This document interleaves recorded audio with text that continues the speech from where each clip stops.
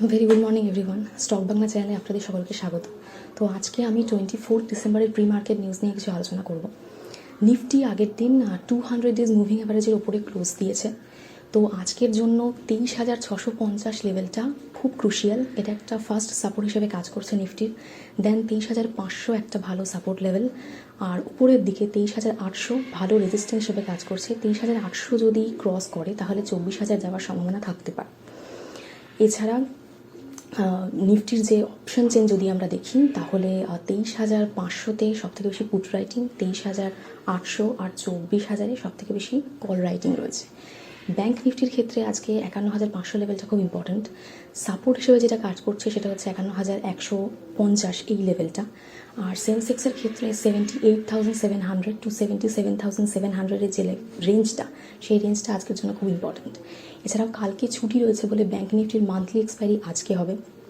দেখা যাক আজকে কোনো বড় মুভ ব্যাঙ্ক নিফটিতে দেখা যায় কি না। এছাড়া আমরা যদি ইউএস মার্কেট দেখি, ইউএস মার্কেটের সেন্টিমেন্ট কিন্তু পজিটিভই রয়েছে। ওদের ইনফ্লেশন ডাটা ঠিক এসছে, ফান্ডিং বিল নিয়ে একটা কনসার্ন চলছিল, সেটাও মিটে গেছে। তো মোটামুটি ইমোশন পজিটিভই রয়েছে। তারপরে নেক্সট, যেহেতু ইনফ্লেশনটা ঠিক এসছে, ওরা এক্সপেক্ট করছে যে দুটো রেট কাটের জায়গায় হয়তো আরও বেশি রেট কাট হতে পারে। তো মার্কেট সেন্টিমেন্ট পজিটিভ। সেই জন্য ডাউ কিছুটা নেগেটিভে থাকলেও S&P 500, ন্যাসড্যাক এগুলো সবই পজিটিভে রয়েছে। এছাড়া ইন্ডিয়ান মার্কেটে যদি আমরা দেখি, এই গত কয়েকদিন ধরে ভীষণ সেলিং প্রেশার দেখা গেছিলো, কিন্তু কালকেই লার্জ ক্যাপগুলোতে যেগুলো আর কি, যেগুলোর পারফরমেন্স মার্কেটে খুব ইম্পর্ট্যান্ট, সেগুলোর ক্ষেত্রে বাইং দেখা গেছে, ফ্রেশ বাইং দেখা গেছে। তো যেমন TCS রয়েছে, রিলায়েন্স রয়েছে, এগুলোর ক্ষেত্রে HDFC ব্যাঙ্ক, এগুলোতে ফ্রেশ বাইং দেখা গেছে। তো আজকে মার্কেট কিছুটা ওপরে যাওয়ার সম্ভাবনা তো রয়েছে।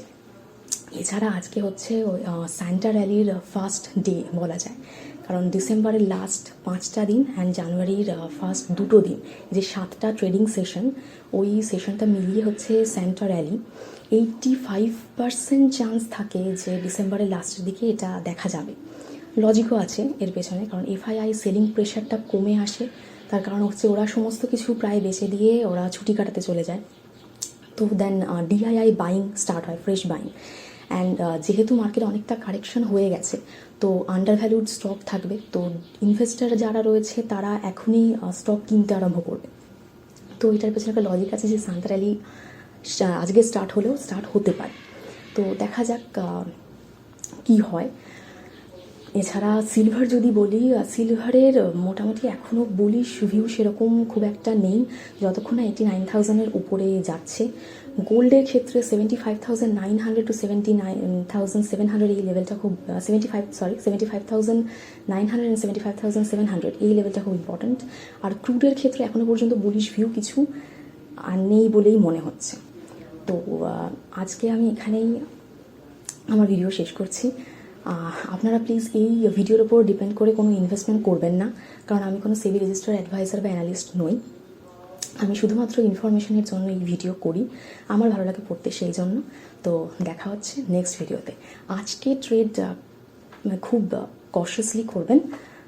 তো আজকে এখানে আমি ভিডিও শেষ করছি।